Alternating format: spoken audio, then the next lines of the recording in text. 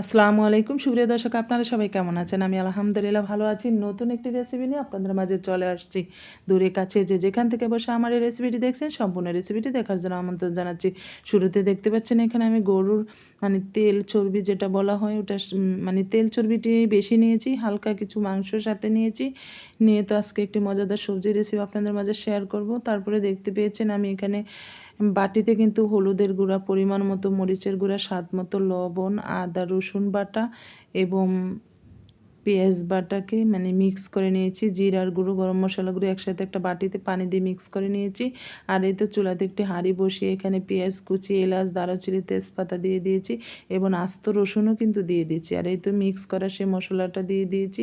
এটাকে হালকা brown colour করে ভেজে দিয়েছি। আপনারা আস্ত রসুন দিতে না চাইলে শুধু বাটা রসুনও দিতে পারেন। আমি কিন্তু এখানে কিন্তু বাটা রসুনের পরিমাণ কম দিয়েছি, আস্ত রসুনটা দিয়েছি এই জন্য আর কি। যাই হোক, এই তো মশলাটাকে এখানে আমি ভালোভাবে কষিয়ে নিচ্ছি।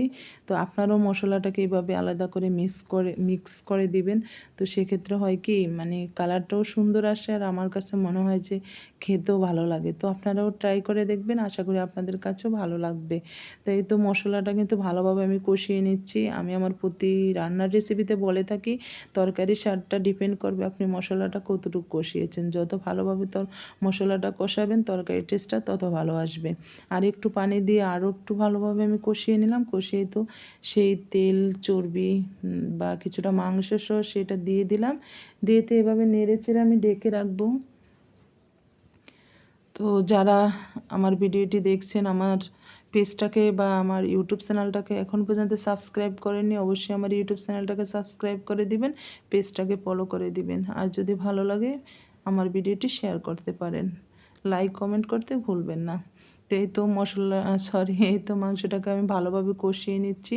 তো এইভাবে বারবার আমি ঢেকে দেবো এবং লো হিটে মাংসটাকে ভালোভাবে সেদ্ধ করে নিব। তো মাংস সেদ্ধ সেদ্ধটা তো আমরা সকলে জানি, তাই না? আর এই তো এখানে পেঁপেগুলোকে আমি গুট গুট করে কেটে নিয়েছি।